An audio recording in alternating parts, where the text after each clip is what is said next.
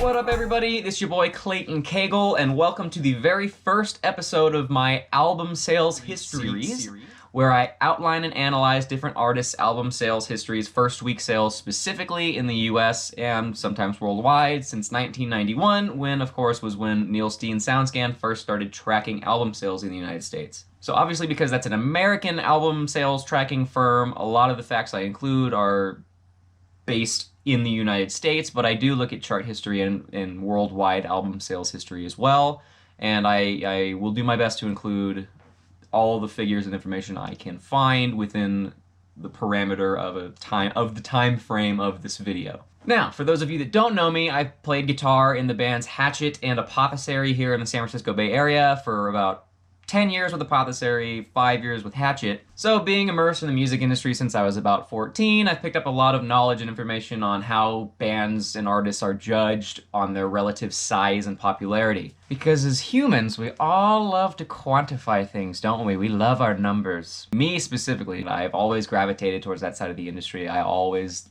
love looking at sales figures and concert ticket sales and all kinds of stuff for all of my favorite bands. And I spend a lot of time boring my loved ones with this information, unwarranted, so hopefully now I can do this and express myself in this way, and whoever wants to watch it can, and I can stop bothering all the people around me. So some facts and figures used to judge a band's relative presence in the industry are things like social media clout, this would be like Facebook likes or Instagram followers, YouTube views, etc. Concert ticket sales, obviously how many people are coming to see them, and perhaps most importantly, and definitely most interesting to me, are the first week sales figures, aka the albums purchased by a band's fan base or an artist's fan base within the first week of that album's release. A nice analogy I like to use as far as why first week sales are important units of measurement for an artist is like, think about how when you see on the news after a new movie comes out, how the box office opening weekend is always a point of interest in news and media outlets. It's because it gauges the public's interest in the product, right? You're gonna see the most interest right around the release date. So for movies, it's the box office opening weekend, and for artists in the music industry, it's first week sales. Because that's when your fans are going to be excited. It's when the product finally is released and your fans get excited and they want to go out and get it immediately, right? So it's a good way to judge how relevant an artist is compared to their peers and compared to the industry as a whole. So, with that little intro out of the way, let's get to it. I'm so excited to make these videos. Alright, so, Metallica, the reigning kings of heavy metal for the last 35 years. They are the best-selling, biggest metal band of all time, no questions asked. Seriously, nobody can touch Metallica. There's nobody there that can do it. Not Priest, not Maiden, not Black Sabbath, nobody. You can't touch them. No one has ever pulled numbers like they have in concert tickets or album sales or anything like that. And why is that, you may ask? Well, Metallica's situation, Metallica's history, their career, is a combination of expertly made business decisions, being in the right place at the right time in the music scene, decade after decade, awesome, albeit sometimes controversial, creative decisions in their music writing, and absolute press circuit domination. And so, of course, being the biggest metal band in the world obviously comes with some huge album sales figures, right? Right! Metallica have sold over 125 million albums worldwide since their inception in 1982. Or I guess 1981 if you really want to split hairs. Every single one of their albums have gone platinum, usually in a matter of weeks. When you look at Metallica's album sales, you don't compare them to their peers. You don't compare them to Slayer or Megadeth. You compare Metallica's album sales to like Kanye West and Taylor Swift and Adele and literally the biggest artists that are out there in the world. So let's take it back to the beginning. Like I said earlier, SoundScan didn't start tracking individual album sales until 1991, so unfortunately that puts Metallica's first 4 records, arguably their best records, before that date. Ergo, their first week sales numbers essentially don't exist. So I will include their worldwide album sales figures to date. After that, we'll jump ahead to the first week sales, starting with the Black Album. Now, keep in mind, there was no album tracking system before 1991, so it's pretty much impossible to guarantee that these numbers are 100% accurate, but it would be fair to consider that they're probably rounding down with these figures, not up. So it's entirely possible Metallica has sold much, much more than what these numbers say. So, Kill 'Em All has sold, apparently, 7.5 million copies worldwide. Ride the Lightning has sold about 14 million copies worldwide. Master of Puppets has sold about 15.5 million copies worldwide. And of course, And Justice for All has sold about 18 million copies worldwide. And Justice for All is actually their second best-selling album of all time, next to only the Black Album, which we will get into in a moment. Obviously, And Justice for All produced their first radio hit with One, and it got them nominated for a Grammy that they famously lost, and Justice for All even hit number 6 on the Billboard charts when it was released. And funnily enough, I'm actually kind of surprised that Master of Puppets only has 1.5 million more copies sold worldwide than Ride the Lightning, because I feel like Master of Puppets is like the seminal thrash album. It's definitely one of my favorite thrash albums, if not my absolute favorite.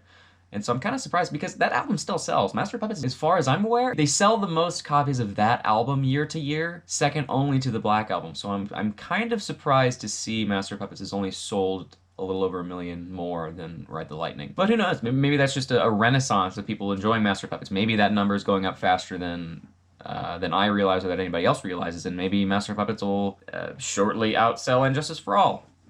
Who knows? So now it's time. The Black Album. The biggest heavy metal album of all time. The cultural phenomenon. One of the best-selling records of all time, period. And it still grows every single day. In September of 2018, the Black Album celebrated its 500th week on the Billboard charts, on the Billboard 200. The staying power of the Black Album really is a testament to how important Metallica are and how relevant they still are. This band is just plain special. And further cementing my point is the fact that the Black Album is actually the best-selling album of the Neil Steen SoundScan era, period. From 1991 till now, the #1 selling record that they have tracked in the United States is Metallica's Black Album, with over 16 million copies in the United States alone. 16 million copies in the United States alone. That is literally 5% of our population that owns a copy of this record. That Metallica have sold more copies in the United States of the Black Album than they have sold of Ride the Lightning or Master of Puppets worldwide. And those albums came out 5 and 7 years prior. Seriously, there's not an Adele or a Taylor Swift album or even a freaking NSYNC album that tops this one. The Black Album has sold over 41 million copies worldwide, ergo it being one of the best-selling albums of all time. So on August 12th, 1991, just 3 years and 5 days before the world was blessed by my beautiful mug, Metallica dropped this all-out assault on the music industry. The Black Album sold 598,000 copies in its first week, went platinum in just 2 weeks, and spent 4 weeks topping the Billboard Top 200. Now, according to a few sites that I've seen, the Black Album has never sold less than 1,000 copies per week in its 25 years since it was released. And in 2016, the Black Album averaged 5,000 copies sold per week all year long. I mean, what the hell? Like, there's like 5 metal bands in the world that can sell 5,000 copies of anything on any week. And Metallica does it with a 25-year-old black piece of paper. You can't even read their name on the album. Actually, you know what? Maybe that's what happened. Maybe people were thinking that they were buying like black cardstock or something, and they just ended up with the Metallica album. Oh, damn it, not again. I bought another copy of the Black Album, dear. God damn it, how does this keep happening? Also, as a side note, the Black Album, as well as a majority of Metallica's discography, they sell at Walmart for $5 a piece. And they've been doing this for years. Now, I can all but guarantee this is a huge reason for Metallica's consistent numbers. Like, why the hell wouldn't people buy it? It's $5. And I am pretty much the poster child for the kind of person that buys these albums, because literally the last time I was in Walmart, I bought a copy of Ride the Lightning just to have it for my car. I have Metallica's entire discography on my iPod, and I still bought a copy of Ride the Lightning just for my car, because it's $5. And of course, Metallica can afford to sell their CDs to Walmart super cheap because they sell so many of them, and obviously because Walmart orders so many, manufacturing costs get cut drastically. Plus, Metallica owns their own masters now. I remember reading an article a few years back that Metallica had in their original Elektra Records contract that after a certain number of years, they got all of their masters back. So now they own their entire catalog, which means that when you go out and you buy a copy of one of their albums now, if you look on the back, it doesn't say Elektra anymore. It says Blackened Records on the back of it, which is Metallica's label, which again lends credence to the idea that Metallica are just the greatest businessmen of all time. And that is probably one of the smartest, if not the smartest decision that band ever made, was adding that clause into their contract that they got their masters back after a certain number of years. That's just a genius move. I mean, most artists don't have that luxury now because there's not a whole lot of bargaining room on either side, or on the side of the artist when artists sign with a record label. They just don't have that bargaining power. A lot of them don't anyway. So anyway, next is Load. Everyone's favorite, am I right? Unleashed like a hot Chipotle dookie on a warm summer's day, Metallica dropped their load on the world on June 4th, 1994. Yeah, June 4th, 1996. Just about 5 years after the Black Album had come out. And due to the absolutely insanely, hugely, massively successful Black Album, Load managed to sell 680,000 copies in its first week. And it sold over 13 million copies worldwide. And actually, to this day, that 680,000 sales figure remains Metallica's best first week sales number of their entire career. It sounds insane, right? Because most people hate, like if you ask Metallica fans, most people hate this like bland 80-minute long hodgepodge of garage rock songs. But seriously, the Black Album was that successful. People would buy literally anything Metallica put out at that point. And hell, I would be willing to put money down that if the songs were better and if Metallica had put out the record just a couple years earlier to really capitalize on the success of the Black Album, they probably could have pushed over 1 million copies in its first week. But they wanted to take time off and do their own thing and, you know, cut their hair and do that whole shebang. So anyway, they put out Load in 1996 and it sold a bunch of records, and you know, and people don't really buy that one as much anymore. Either way, Load also spent 4 weeks on the top of the Billboard charts, which is amazing to me because, well, you know, it was the mid-90s, so I guess there really wasn't anything better out there to buy. There was a lot of garbage music in the mid-90s, so I guess that's fair. You know, Metallica, Load might actually still be the best album that came out in 1996. I know somebody's gonna comment some death metal album. Oh, you can't say that, it's not as good as this record. I don't actually think Load is that great of a record, okay? I don't think it's terrible. I know there were probably better records in 1996, okay? Don't get mad at me. I was being facetious. All good. Load sucks. We know. So I dropped my Reload, on November 18th, 1997. Semi-unremarkably so, though, Reload only sold 436,000 copies in its first week. Now, that's a massive number. 436,000 copies in a week for any artist would be seen as like a huge success, but coming down from the 680,000 copies from the record before just a year earlier, you kind of got to question that, right? So what's the deal? I mean, that's a 35% decrease in just a year. That's almost 250,000 copies less than an album Metallica put out just a year prior. And Reload had the benefit of being released around the holidays. I mean, the holidays are not notorious, it's just common knowledge that records sell better during the holidays. Everything sells better during the holidays. And still, Reload had trouble. Load came out in June, and it almost sold 700,000 copies in its first week. Reload came out in November, in late November, when people were buying gifts for everybody they know, and they still sold 250,000 copies less than Load. Now here's why I think that is. So I've always attributed a new album's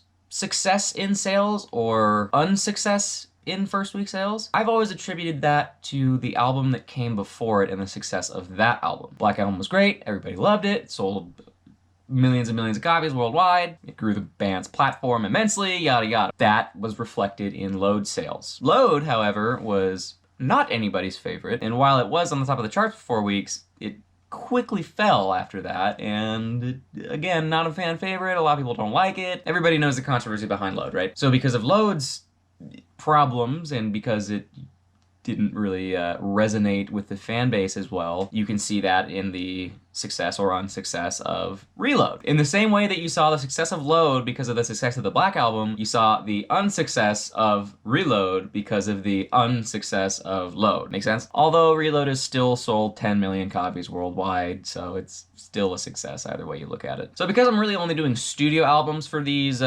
series here, I'm gonna jump ahead to Saint Anger now, but just in case you're curious, Garage Inc. hit #2 on the Billboard Top 200 charts in the United States, and it sold over 7 million copies worldwide as of 2016. And S&M also hit the charts at #2. It sold 300,000 copies in its first week, and it sold over 8 million copies worldwide as of 2016. And if you think about it, S&M was a live album that they did with the San Francisco Symphony. It sold over 8 million copies worldwide, so that makes S&M by Metallica one of the best-selling, if not the best-selling live album ever produced, which is pretty cool. I actually really love that record. Okay, so continuing the trend of fan-hating, questionable creative decisions by my favorite band, we come to Saint Anger. So Saint Anger was dropped onto the world like a lukewarm hot pocket onto the plate of a sad child by an unfit alcoholic mother. Yeah, that analogy was way too long. I apologize. Okay, Saint Anger sucked, and it came out on June 5th, 2003. Is that better? So June 5th, 2003 marks the date of arguably one of the biggest mistakes Metallica has ever made, releasing Saint Anger. Now, I don't need to go into the mechanics of the writing or the song structure or what the production or why the album was bad, because there's a million other videos on YouTube that talk about that. And to be honest, I'm not the biggest Saint Anger hater, okay? I do actually like a few songs on that album. I don't even think it's a bad album. I just don't think it's a Metallica album, which I've noticed a lot of people sort of adopting that perspective in the last few years. And when I first started playing music in 2008, 2009, nobody wanted to talk about it. Death Magnetic had just come out and everybody was kind of on that, but everybody still was sore. Everybody was still butthurt at Saint Anger, and it's only in the last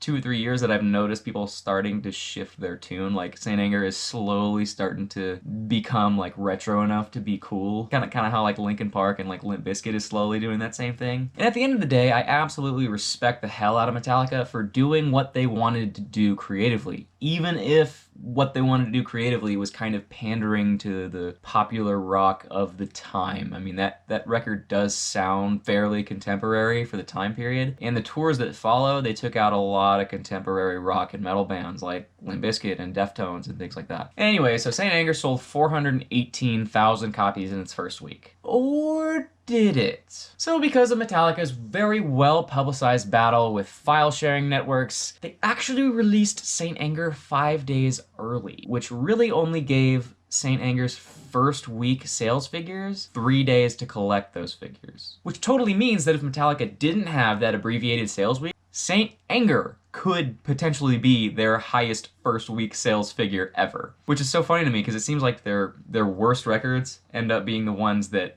sell the best immediately. Not over time, but right when they come out, it's like, you know, the numbers are just huge. Scary AF. Now, I imagine that the sales of Saint Anger were up at the time for a few reasons. One being their highly publicized drama. I mean, they were in the media all the time with Jason Newsted leaving and James Hetfield going into rehab, and then all the events that transpired that ended up turning into some kind of monster documentary. They were in the media all the time. And the other reason I think that Saint Anger did pretty well immediately was because Metallica hadn't put out a studio album in like 6 years. Plus, like I said earlier, their tours featured a lot of popular contemporary modern bands, you know, like Slipknot, Godsmack, yada yada, all those bands. So, moving along another 5 years brings us to present day Metallica. I like to call this era throwback Metallica, because at this point, they'd kind of done everything they wanted to do creatively. You know, they'd sold millions of records, millions of tickets, the entire world loved them. It didn't matter what mistakes they made, their fan base was still as rabid as ever. And they took every single opportunity to fulfill themselves creatively, and everybody still loved them. But with the next record, I do feel like that constant fan backlash finally made Metallica consider what they could do to appease their very asshole fan base. I'm like totally sure the conversation must have happened in their camp, something like, guys, we're finally turning into a legacy act. We've killed it in staying relevant, but at the same time, every fan says, oh, they're all shit.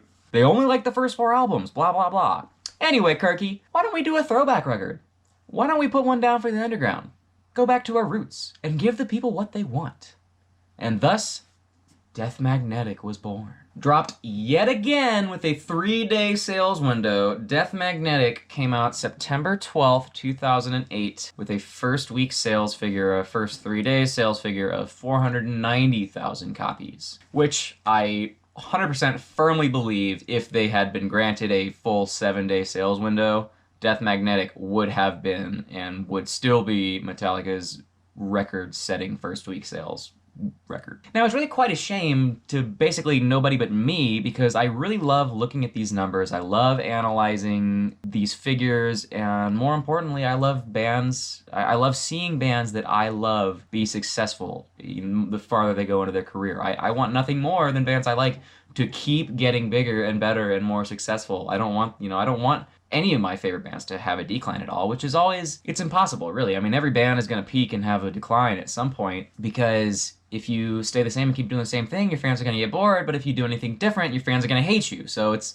always a constant balance of evolving, but staying true to yourself, but staying true to your sound or whatever. It's quite difficult, and I commend Metallica, again, for always sticking to their guns and doing what they wanted to do, but at the same time, it's still a shame to me, because I would love to be able to say, you know, Metallica came back from Saint Anger 4 years later, 5 years later, to 900,000 first week sales units. That would have been great for me. I would have loved that, even if nobody else cares. But unfortunately, 490,000 is all you get for a 3-day sales window. Now, I think this record selling so well was a combination of a few factors as well, the biggest of which was obviously Metallica's return to form. This record was basically a mirror image of the first 4, or Ride the Lightning Through and Justice for All. You know, long, drawn-out, insane songwriting, gnarly guitar solos. They had the instrumental, they had the ballad. It was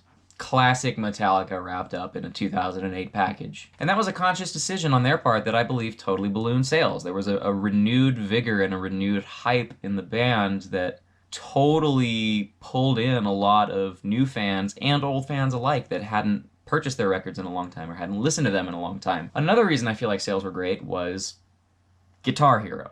Death Magnetic came out right around the peak of the Guitar Hero franchise, and Guitar Hero got a metric fudge ton of kids into rock and heavy metal at the time. Myself kind of being one of them. And of course, who is the king, the gateway, the everything of heavy music, everybody's first favorite band that likes heavy metal?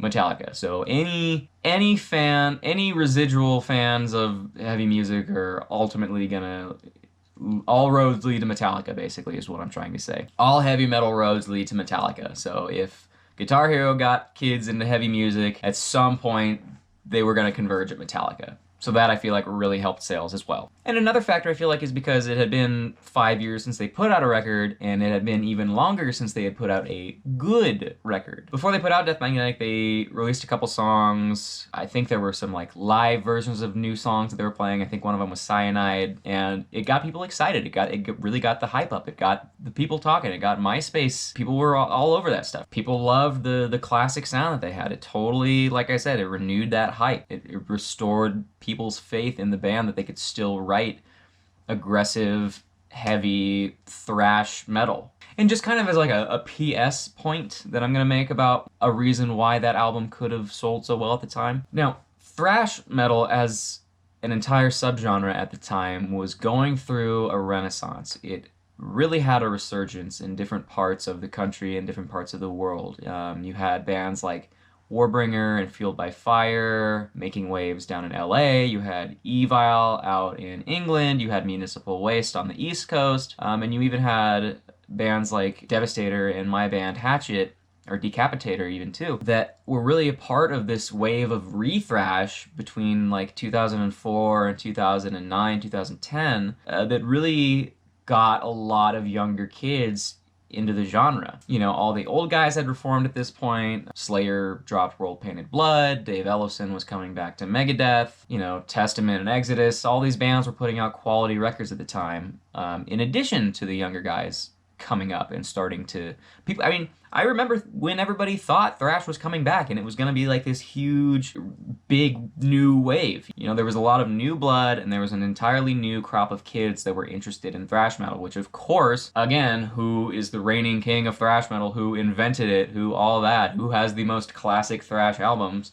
Metallica. So all of these kids are obviously going to start with those albums, and then they're going to buy the new Metallica record. And yeah, I said it. Metallica invented thrash.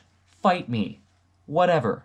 So this brings us to present day Metallica. 8 years after Death Magnetic, which I think is their longest gap between studio albums, we got Hardwired to Self-Destruct. My personal favorite Metallica record post 1991, which I think it's everyone's favorite Metallica record post 1991. So anyway, this album did have a full 7-day sales window, and it sold 291,000 copies. That's not good, right? That's their lowest sales figure they've ever had since SoundScan started tracking album sales. What gives? Metallica is in such a renaissance right now. They're selling out stadiums all over the world. The Black Album sold 250,000 copies the year that Hardwired was put out. So really, I mean, what's going on? What happened? Well, I'll tell you. First of all, I really don't think this is a bad figure. 291,000 copies, much like the 436,000 copies that Reload put out, is still an absolutely solid number. So, like I said, it's not a bad figure.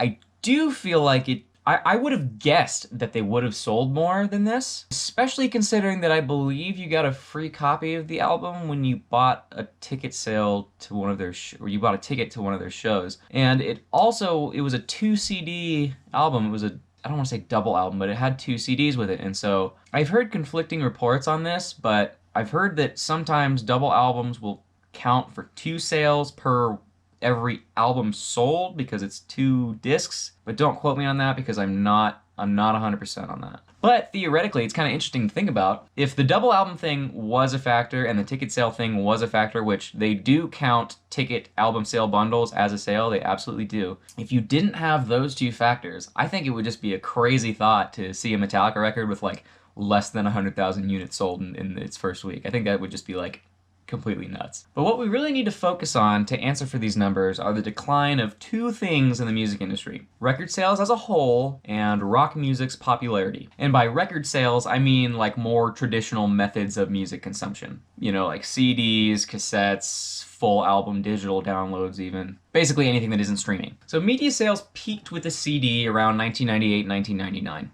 And yes, since the industry-shattering Napster upset, music sales have been on a decline. The bottom line is that the entire industry is rapidly shifting towards streaming and subscription-based services. I mean, the consumer totally guides the market, just like in every other facet of a free market economy. Consumers wanted free access to millions of songs, and the industry was incredibly slow to adapt. Now, the industry's catching up now, but everybody's kind of giving up on the idea of actually owning music. It's weird to me because I love buying CDs. I love having a physical product that I love having something to show for the money that I spent in the form of a physical product, you know, and I love supporting my favorite bands and artists. Like I said, I want something to show for my money, you know what I mean? I don't want to pay a subscription fee and then just have all the stuff. I want to actually have something tangible that I can, you know, take it out and put in my car or something like that, you know? I mean, even though I still upload everything to my computer and I put it on my iPod, and I do download things online as well, but it's just, it's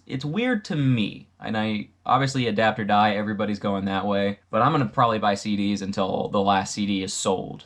Because I understand that I'm totally the minority. I mean, you see it with, you know, places like Best Buy and Target saying they're not going to sell CDs anymore. And Apple even said that they're going to remove song and album downloads in favor of streaming and subscription services. Now, album and song sales were down 19% from 2016 to 2017. And conversely, streaming was up 43%. And it takes 1,500 streams to equal 1 album sale, or 10 song downloads. And traditionally, rock music fans don't stream nearly as much as, say, like hip-hop fans. So sales are really down across the board. However, rock and metal fans still tend to purchase albums and songs at a higher rate than like pop and rap fans do. I could go into a few theories about that as well, but I'll save that for a future video. So reason number 1 for Hardwired's sales drop can be attributed to the decline in music sales as a whole, and rock fans' apparent reluctance to stream more. Reason number 2 is that rock music as a whole is just declining in popularity.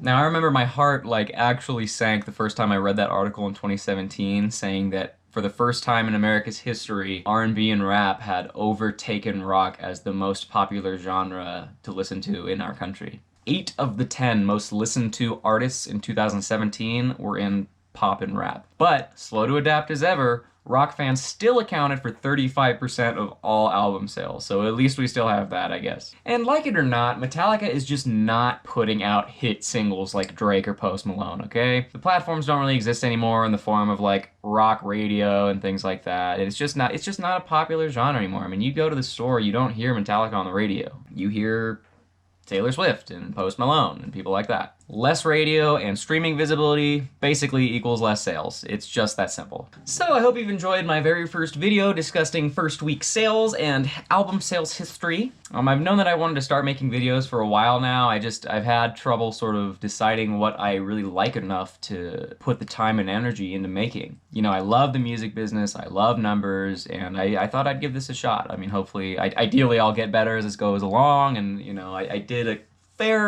really hefty amount of research to make this video, and I hope that shows. I guess I'll figure that out in the editing process, how well I did. But anyway, I hope that you guys liked it. I hope that this does well enough to where I'll make another one, and you know, I'll get better, and maybe when I find all the mistakes in this one, I'll go back in a couple years and make a better, more thorough Metallica album sales history. You know, if you could please give this video a like and subscribe to the channel and share and la-da-da and do all those pro YouTuber stuff things, because I really would like to make more of these, and the support would mean everything to me. And yeah, so again, I hope you guys enjoyed it. I will see you next time, maybe.